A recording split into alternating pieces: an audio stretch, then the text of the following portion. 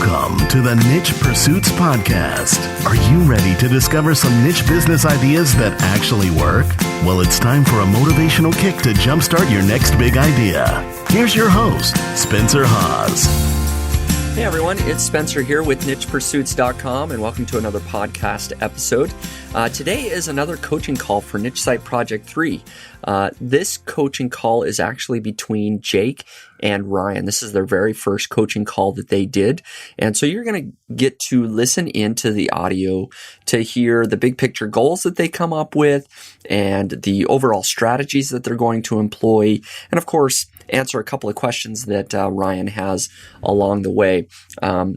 And hearing these guys chat back and forth, you can tell they have a lot of fun together. It's a great call. I love Ryan's personality, and Jake is great as well, of course.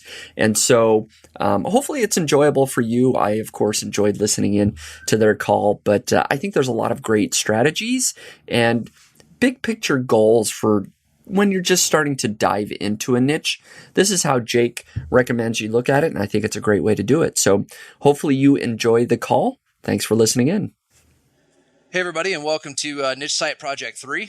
I'm Jake Kane with nbsp, and excited for you guys to join us. This is my first coaching call ever for me, and of course for my student, who is Ryan Spadafora. If you've been following along to this point, you know that out of all of the applicants we received, Ryan was my choice. And so hopefully I'm going to coach Ryan through this process of building his first niche site and build it into, an income generating website that Ryan can really be proud of and sort of, make some extra income for him and his family. But without any further ado, I'm going to pitch it over to Ryan. And Ryan, why don't you tell us a little bit about you for the people that are listening who may have no idea who Ryan Spadafora is. Give us a little background on you and kind of where you're coming from and why you applied for this project. Sure. No problem. Thanks a lot, Jake. First of all, I just want to say I'm really excited and humbled to have been chosen by you. I'm really grateful for all the people that voted for my video. I really appreciate that and all the support that people have already extended to me. The community is pretty amazing, as you know. And so I'm really looking forward to this. For those of you who maybe didn't see the video, a little bit about me is I'm 34. I live in Denver. I'm working full time in the printing industry. I'm a printer, and I actually like my job. I'm not killing myself in a cubicle every day of the week. I'm happy here. We're doing this call. I'm at work right now. So if that says anything about it, but it's just not cutting it financially. So it's for the last few years, I've been trying to supplement my income, sort of like delivering pizzas and stuff like that. And it's just killing me kind of, and it's killing my wife a little bit too, honestly. I mean, I'm out working nights. I'm actually still working for Postmates right now. If people know what Postmates is, it's like Uber for food delivery. It's like a courier thing where you can work whenever you want and earn a commission, and it sucks. That sucks. That's the job that sucks for me. And it's like making almost minimum wage. It's really don't fall into that trap, people out there. Let's build some niche websites and make money that way. So I'm basically looking to supplement my income, and I just stumbled across Niche Pursuits and I say niche, sorry, but I'm from Western New York originally, so I'm borderline Canadian. That'll be our first disagreement. All right. I'll say niche, you say niche, tomato, tomato. Fine, I'm not changing. But anyway, I stumbled onto it when I was kind of looking into online income streams, and I've just been doing a lot of research up until this point, and when I saw this opportunity, I had to jump at it. Cool. And awesome, man. Well, hey, thanks for sharing. I'm excited about it. Just for those of you guys listening, I talked to Ryan briefly before we started recording, and we just met, of course.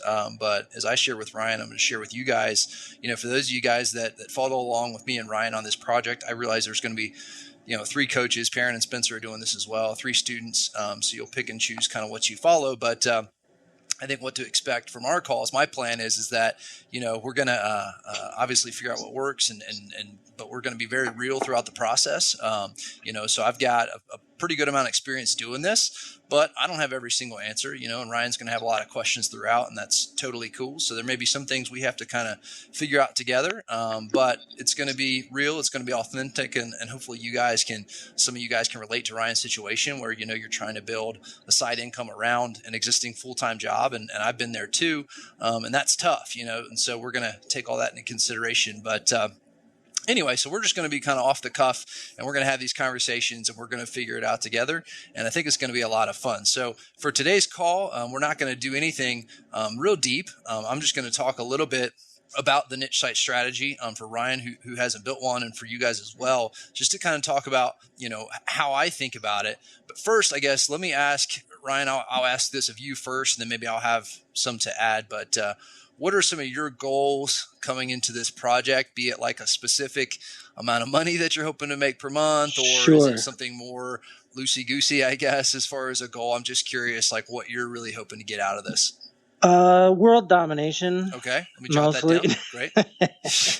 No, obviously, like the lowest level goal, I suppose for me would be to no longer have to like do the night jobs. Mm-hmm. Obviously this will be a night job of sorts, but to be able to replace that sort of side income right now, that would be the main goal, which at this point is on a good month, like $500 a month. Okay. So that's like a blanket sort of goal. I mean, I'd be happy with 200. Yeah. I mean, I'd be happy with 20. Sure. just to prove that it's, even possible in the slightest degree. Yeah. But yeah, I would say like 500 would be enough to getting my bills paid in a more comfortable manner. Cool. No, I think that's a great goal, and I think it's very attainable. So let's have that in mind. I think building something much bigger is very possible. And frankly, I think what you'll see is that once you get to that level of $500 a month, the process of going from 500 to 1,000 is much, much easier than going from 0 to 500. Once we start picking up some traction and getting traffic, I've always said that getting traffic is the hard part. Like that's what most people struggle with and don't know how to do. And I think that's where I'll really help. Once we have that, figuring out different creative ways to monetize and stuff like that, you really can grow quickly if you kind of know what you're doing. So, but no, I think that's a great just sort of high level goal that we'll keep in mind. And it was interesting what you said about even $20, just to kind of prove that it works. It's something that you may come across just to prepare you for as you're kind of sharing this with folks. Mm-hmm. Maybe your wife, maybe parents, friends, whatever, that are unfamiliar with this, that'll think, well, that's stupid. When you try to explain the concept to somebody this is completely foreign to them, it sounds like a scam or like that doesn't work, which it's 65 cents an hour. I don't know what you're talking about. Wait, how do you make money again? So I've come up against that a lot. It was kind of funny because like in my life, I was sort of in the same boat, found out about all this online, thought I would try it. My wife doesn't get it at all, but I would do it, stay up late at night and work on these sites and stuff. And just last year working for Spencer, we went to a conference out in San Diego. It was Traffic and Conversion Summit. Put on by Digital Marketer, and we're going again this year. But it was crazy because I literally don't think I'd ever met someone in person in my life that like totally understood what I was talking about when we talked about this kind of stuff and selling stuff on Amazon, making money from a website. Like everybody there was like, and they were way more advanced than I was. But it was weird to like meet somebody in person that like kind of got it with you and had a similar goal. So hopefully that'll be another benefit of this is, I'll be an encouragement to you when the stuff is, you feel like you're the only one that thinks that this can work. I know. I've tried to explain it to my wife like 4 times and I'm not sure. Like, I'm just like, just follow along on the website. You got to go to the website and you got to go back through all the blog posts. And good luck like to you I did. Thank you. Actually, one of the assignments I'm going to give you at the end, a little teaser here, is a video that I'm going to ask you to watch on YouTube, which I tell anybody. I have friends that run small businesses and things like that here in Cincinnati, and anybody that kind of asks me about this stuff when they hear what I do and how they can apply it to their business, this is the video that I point them to, because it's a guy that just explains the concept of inbound marketing and the stuff we're talking about, getting traffic to your site, explains it so well. And so I'm going to give that to you at the end as an assignment, and hopefully everybody listening to the call will watch it too, because I think it's a great ground floor setting kind of thing. But let me talk about, for a minute, I'm going to share when I talk about a niche site, kind of what we're thinking and just general guidelines of where we're headed with this for your benefit and for everybody else. And if you have, I'll give you an opportunity if you have questions at the end, but if I gloss over anything, feel free to stop me there. Sure. So the overall strategy that I follow when I think about a niche website, first of all, I think you may hear terms like niche website, authority website. What's the difference? To me, the line is very blurred.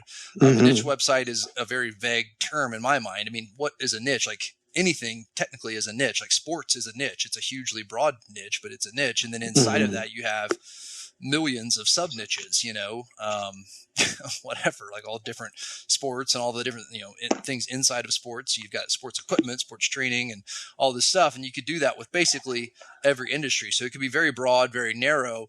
But at this point, there was a day, if you would have been a reader of Niche Pursuits 3 or 4 years ago, when it was really popular and fairly easy to do to build what people called like micro niche sites, which are things that were about super specific topics that had just a few pages on them, and they would rank very easily by doing things that are now considered shady, and they would start making money from that. So they have some site about playing badminton for left-handed people, right.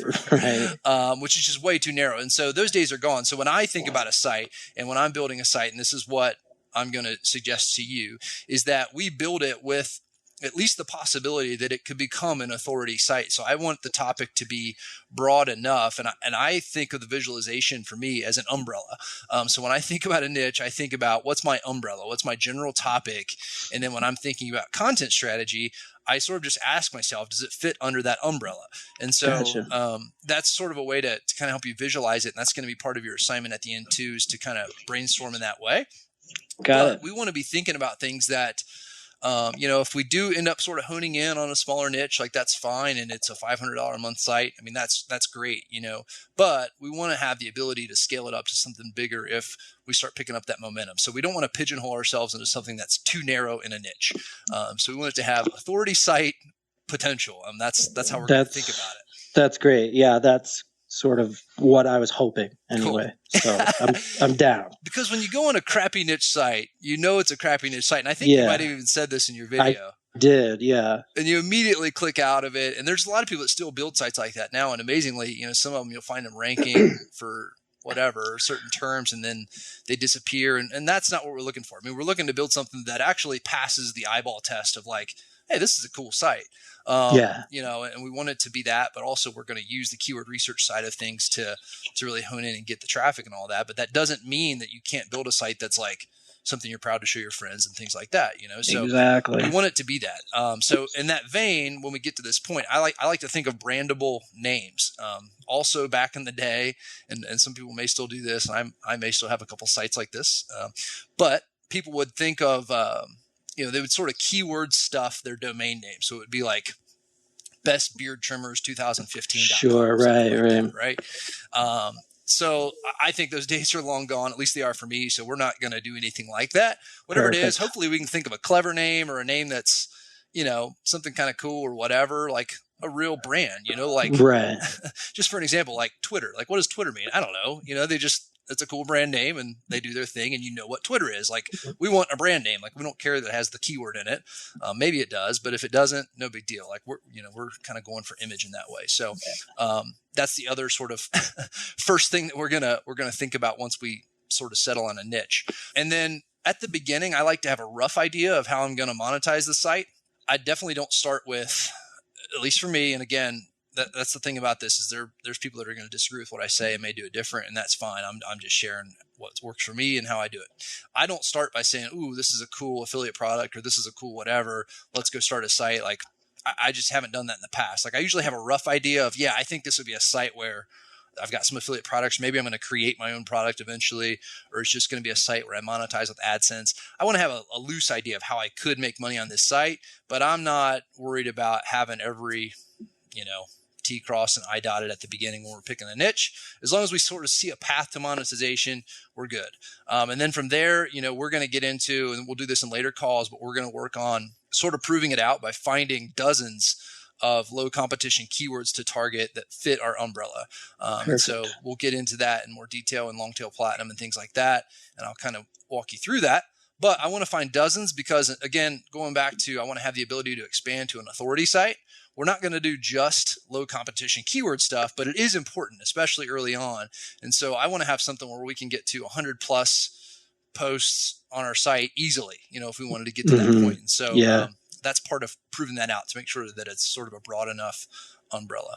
And then in that, we'll get into creating pieces of more shareable content, stuff that'll be better for outreach and sort of getting our name out there a little bit, getting some links and some social shares from other people in the industry. So we'll kind of mix content like that in is my strategy. I do some of that, some keyword stuff and sort of find a nice blend of the two.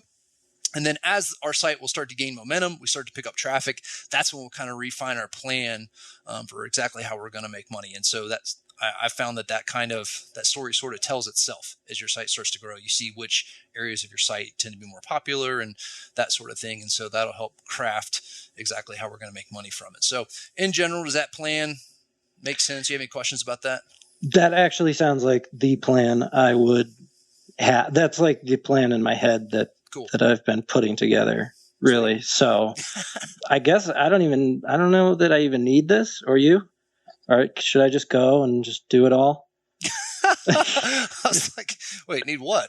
I'm just kidding. There might be some bad jokes on these calls. It's fine. I'll be guilty of that myself. But no, that process sounds, that's great. That's like music to my ears. Good. Well, yeah, that's the high level. I mean, that's our plan at the outset. So, right. All right. And so I guess actually, I'll give you a chance to share this because, as a reminder, Ryan, everything we're doing is public for this, obviously, which is awkward for me too, because, guys that build sites like this, like we're kind of secretive about it. Like I'll tell Spencer and Perrin and my family, but you won't find like on my personal Facebook, like links to my own sites. Like, I don't know. We get leery of people trying to copy us and people do shady stuff, which may end up happening to us because we're doing a public niche site. Who knows? But it's part of the game. But so our plan is, once we get down the road, and we haven't picked a niche. We've talked about some things, and we'll talk about that here for just a second. We'll eventually pick a domain and eventually reveal it. But I think, we'll try to get some momentum on the site before we publicly reveal the domain. So you and I will have a, 2 or 3 week head start there where we'll have the domain, building content, and then we'll share it with the Niche Pursuits crowd. Just so we have something that looks kind of cool once everybody gets their first look at it. But throughout, we'll be sharing it publicly. So feel free to kind of, as we brainstorm, we'll just be open about that on this call. I mean, that's the point. It's for the benefit of the group. So that said, I know in your application, and we talked about a couple of them, just off the top of your head, some niches that you thought without, we haven't really done any research on them, but just talk a little bit about the niches that you feel like could be interesting or things that you're interested in. Because I think those will be the first things we at least take a look at. So why don't you talk a little bit about some of those things? Sure. The first thing that really comes to mind is baseball, which is kind of funny that you mentioned you had a baseball site as well. Big fan. Yeah. So that's something I could see myself enjoying writing about. And in my video, I mentioned printing, obviously, because I feel like, whereas that's not something I necessarily, it doesn't sound sexy, and it's not.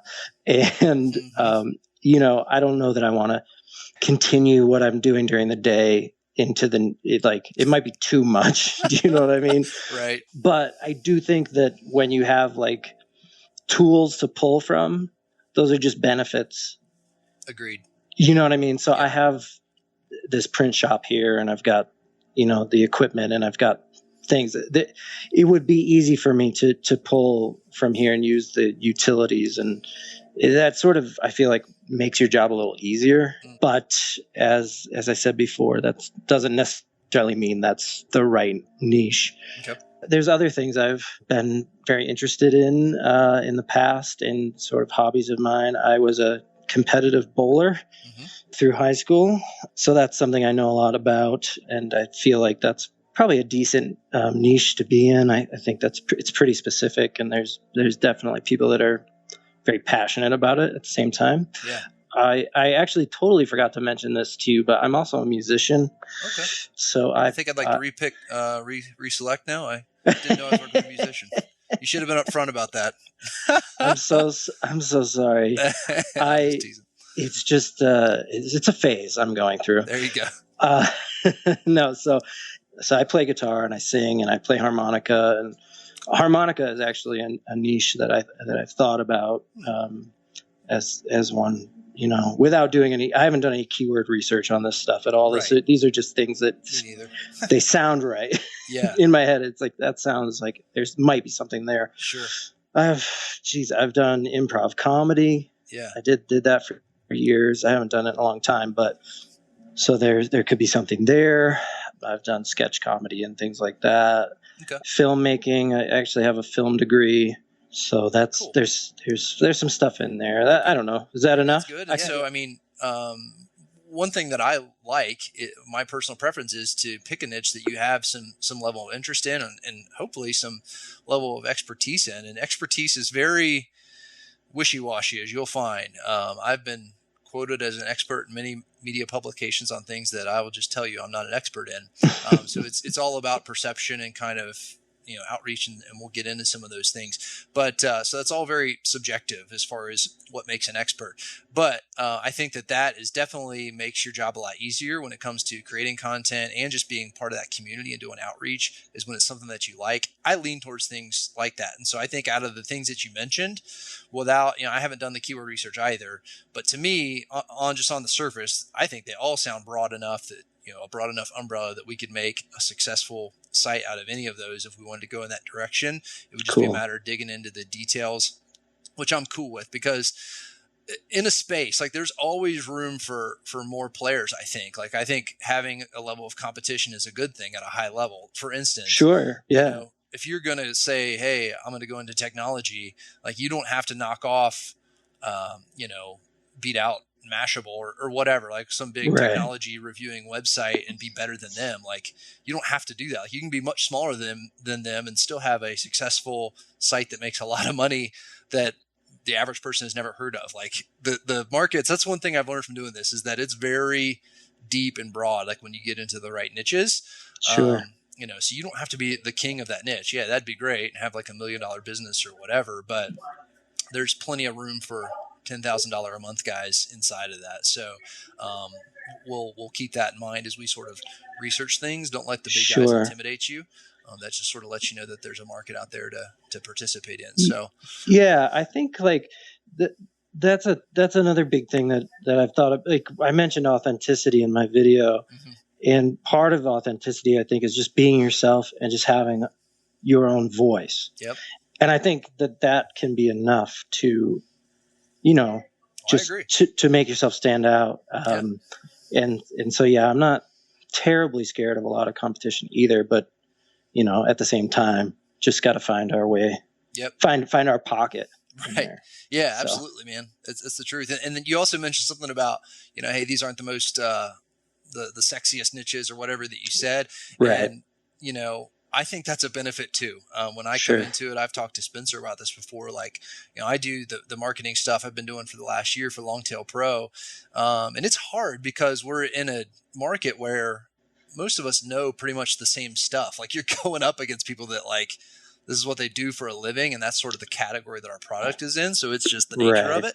But when you get into like non-tech, non-marketing fields like bowling, harmonica, like the foremost bowlers in the world, and like the people that might have like bowling training programs and stuff like that out there, they're probably not online marketing experts. Exactly. Experts at bowling. And so getting into that niche and beating those guys at this game is much, much easier when it's a non-tech type industry. I like those because it's easier to do like the simple things and really stand out and make some noise. And so I think that'll actually be a benefit, and I kind of prefer those niches, frankly. Cool. So that said, I mean, I think that's good for today. Let me just talk to you about the plan here, just so everybody knows, is that early on, we'll probably really kick up in January, but from there, we'll probably have like a weekly coaching call like this, which may be a little bit longer each time, I don't know, to go through some of the details and the strategy as we get down that road. And then we'll do that for a month or two, where it's sort of a weekly thing. And then after that, it'll probably spread out as we sort of build out the site, and it might be more of a monthly check-in, that sort of thing, as we start to see some success. So that's just the general plan for you and for everybody else. And Ryan, of course, we'll work all that out between us as far as the schedule, and that's no big deal. So in the next couple of weeks, just a couple of things I want Ryan to look at, and I'll mention this here on the page for you folks that are reading on nbsp.com. But the first is the video that I mentioned earlier, which is Marcus Sheridan. Have you ever heard of Marcus Sheridan? He has a site called thesaleslion.com. The Sales Line sounds familiar, but no, I don't think I've really ever checked that out. Okay. Marcus Sheridan. He's awesome. And I'll send you this link in an email, and I'll put it on the blog that goes with this for everybody else, because he's got a lot of talks on YouTube. But there's one that's about 30 minutes long. It's him at a live event. He's a funny guy. I don't know Marcus personally other than exchanging a couple of emails. But as I said earlier, it's the video I send everybody who's first getting into this, because he tells his story, which is he was at a pool company, I think in Florida or something like that, that was kind of failing, or right on the brink there, and decided to sort of figure out this blogging thing. And he talks about authenticity, and he's usually talking to a small business crowd, but it's very relatable for what we're doing, because he talks about answering the things on your site that your audience really wants to know. And he just explains it in such a great way. I think it's an excellent talk to kind of set the groundwork for sort of how we're thinking about this, and whatever niche that we're in, being like the trusted resource and taking on the mentality of a teacher, like not a salesman, that you're sort of people to trust you, and so I love setting that mentality for us. So I'm going to ask you to watch that video, and I think you'll really like it. And then also, it's something that you can share with people that you talk to and they're confused about this. It's a great beginner-friendly video. And then also, I haven't even asked you this. I probably should have, but I don't know if you already own Longtail Platinum or Longtail University.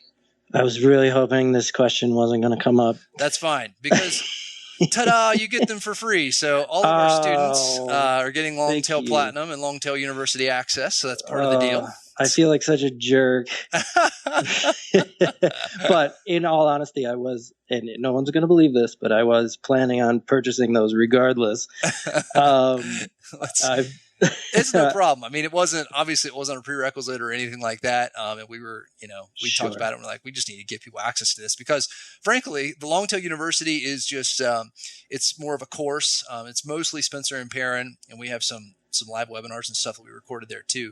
But I'm just going to ask you to check out the first 3 lessons in there, and I'll get you access to that. But it talks about picking a niche and gives an intro to finding keywords and kind of how we approach that. And I think it'll be good to just sort of prepare you for our next calls and set some of the groundwork there.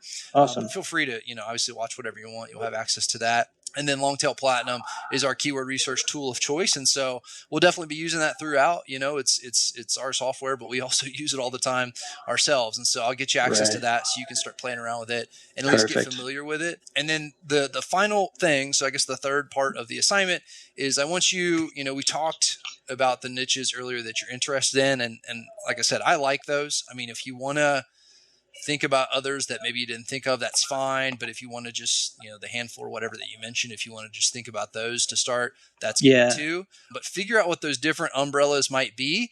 And then inside of that, just make a note, however you want to organize this. I don't care, but just brainstorm ideas of the different directions we could go, sort of sub niches inside of that. So if it was harmonicas or whatever, think about what fits under the harmonica umbrella that would make sense and fit in that category. Does that make sense? Yeah. So just, absolutely. Not looking for anything super researched out, maybe, doing some light research and going on Amazon, some different places, and maybe thinking of some sub niches that you might be oblivious to at this point, but just get a loose idea of, if we went into this niche, here's kind of the sub niches that we could go into inside of that, just so we can take a look at that together on a future call. And then from there, I think we'll go into doing some more in-depth keyword research in those little silos, and try to figure out what's there and what the competition's like.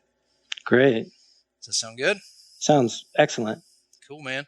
Well, hey, we're wrapping up the call. Thanks for everybody that's listening out there in the Niche Pursuits community. Thanks for listening. We'll be back with Ryan probably after the new year at some point. So in early January, we'll come back and reconnect on this and get Ryan's thoughts on those assignments and start looking a little bit more in depth at his niches and then get into some keyword research. But in the meantime, Ryan, Merry Christmas to you and your family, man. I hope you enjoy.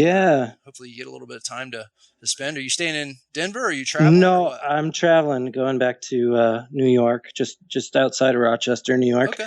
Going to see the family. Cool. And I would just hope that my 2-year-old is well behaved on the plane. Good luck with that, man. I had you have 3, don't you? Yeah, I've got a 4-year-old, 3-year-old, and a 1.5-year-old that are all boys. And do you have a boy or girl? Boy. Yeah, that's what I thought. And so, it's been crazy. My wife's done most of the shopping. Actually, while we're on this call, I don't know if you heard somebody bang on the door, but FedEx just came and dropped off. There was this thing. I don't even know what it is. It's called like Dino Trucks or something like that. Not familiar with it, but my son called it a robot lizard and just saw it like on an end cap at Toys R Us. And for weeks, every time he goes to see Santa, he's asking him for this robot lizard. And I'm like, we don't even know what it is. Like, we've never seen the show. I don't even know if it is a show.